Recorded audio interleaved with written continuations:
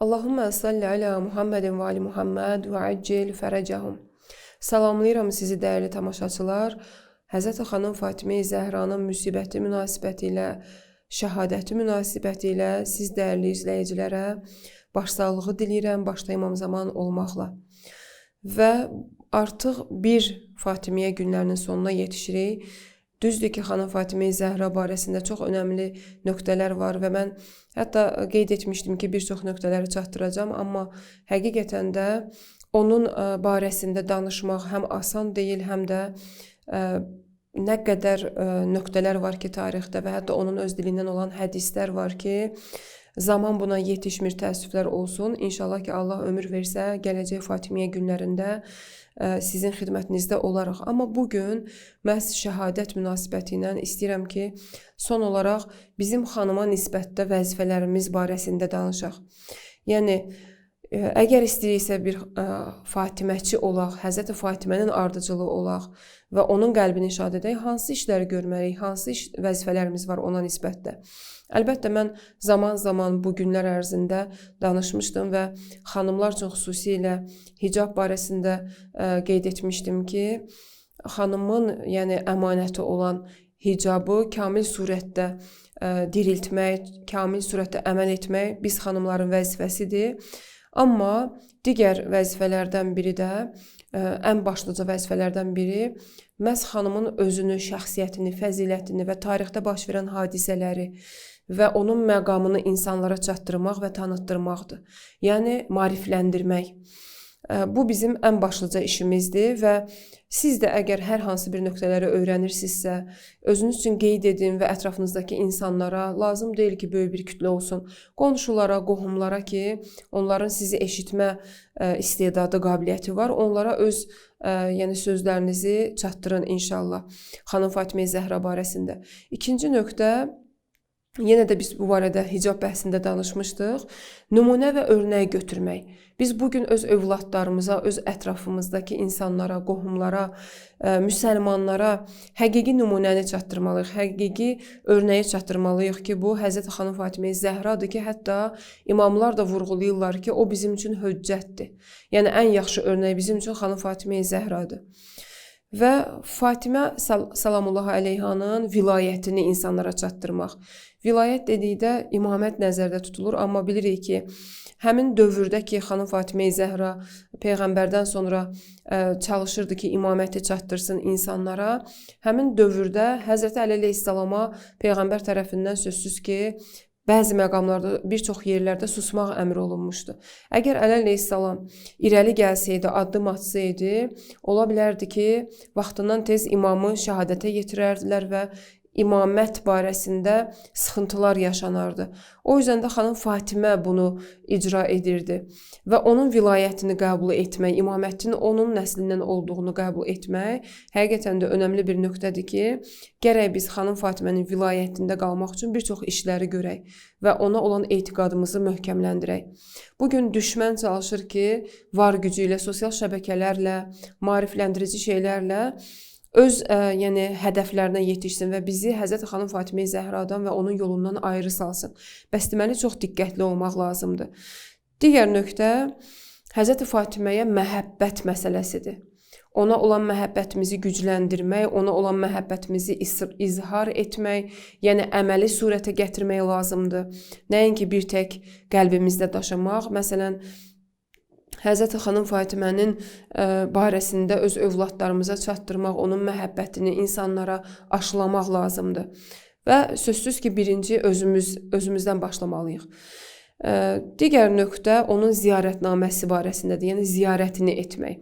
Düzdür ki, xanımın qəbri bilinmir, harda olduğu məlum deyil, amma bizim əlimizə ziyarət gəlib çatıbdır. Biz o ziyarətnaməni oxumaqla onu ziyarət etmiş olarıq və savabını da qazanarıq. Və bundan əlavə də böyük alimlərimizdən sifariş ediblər ki, yəni alimlərimiz İmam Zamana təvəssüldən sonra İmam Zamanla aralarında söhbət baş tutub və İmam Zamandan bu cür onlara deyilib ki, əgər istəyirlərsə ki, xanım Fatiməni ziyarət etsinlər, Qəbri, yəni ta ki imam zuhur edənə qədər heç kəsə bəlli olmayacaq. Amma getsinlər Qum şəhərində xanım Fatime Məsumənin ziyarətini etsinlər. Yəni orada oxusunlar ən azından ziyarətnaməni və ona görə də xanım Fatime Məsumənin, yəni İmam Rızanın bacısının ziyarətgahında biz əgər ziyarətnaməni açsaq görəcəyik ki, onun öz ziyarətindən öncə qısa da olsa xanım Fatimənin ziyarətnaması qeyd olunubdur. Bu da bizim üçün bir fürsətdir. Və onun xüsusi xas salavatı var ki, xas salavatını oxumaqla biz rabitə qura bilərik xanım Fatimə Zəhra ilə və ona təvəssül edə bilərik müxtəlif növlərlə, salavat hədiyyə etməklə və yaxud hansısa bir nəzr vasitəsilə təvəssül edə bilərik və yaxud təvəssül duası ilə təvəssül edə bilərik və kimin qəlbinə hansı şəkildə daha rahat gəlirsə, hansı şəkildə ürəyi istəyirsə təvəssül edə bilər. Və Allahdan xanım Fatimənin şəfaətini istəmək. Hansı ki, xanım Fatimə bəzi mənbələrdə öz dili ilə vurğulayır ki, qiyamətdə Allahın huzuruna gəldikdən dərhal sonra Allahdan atamın ümmətinin günahkarları üçün şəfaət verəcəm, yəni şəfaət istəyəcəm. Sözsüz ki, xanımın şəfaət icazəsi var. Buna hədislərdə, buna ziyarətnaməsində işarə olunubdur. Amma onun məhz ümmətin günahkarları üçün şəfaət etməsi bəhsi də öz dilindən vurğulanıbdır. Bəs çox diqqətli olmaq lazımdır. Biz ki, günah edirik, günaha mürtəkib oluruq. Allah bizi inşallah ki, xanım Fatimədən ayrı salmasın. Tez-tez onun şəfaətini istəmək, onunla rabitəmizi möhkəmləndirmək lazımdır sözsüz ki. Bəs deməli, ən başlıca məsələ budur ki, Peyğəmbər ümməti olaraq qalmalıyıq. Yəni, ən azından ruhumuzu, batinimizi ümmət olaraq insan şəklində saxlamalıyıq ki, özlərimizə çalışmalıyıq ki, xanımın şəfaəti bizə də şamil olsun inşallah. Və özünü ona birləşdirmək hər hansı bir vasitə ilə. Xanım Fatimə Zəhradan ayrı salmamaq hər hansı bir vasitə ilə. Çünki xanımın barəsində çox sifariş olunubdur Peyğəmbərimizin özündən və digər mənbələrdə imamlarımızdan nə qədər sözlər vurğulanıb, deyilibdir. Və onun şəfaəti, qiyamət günündə şəfaəti olacağı barəsində qeyd olunub, ümməti necə seçəcəyi, insanlara necə yəni müraciət edəcəyi və qiyamət səhnəsində necə gəlməsi barəsində mənbələrdə qeyd olunubdur. Amma bir gözəl bir nöqtə var.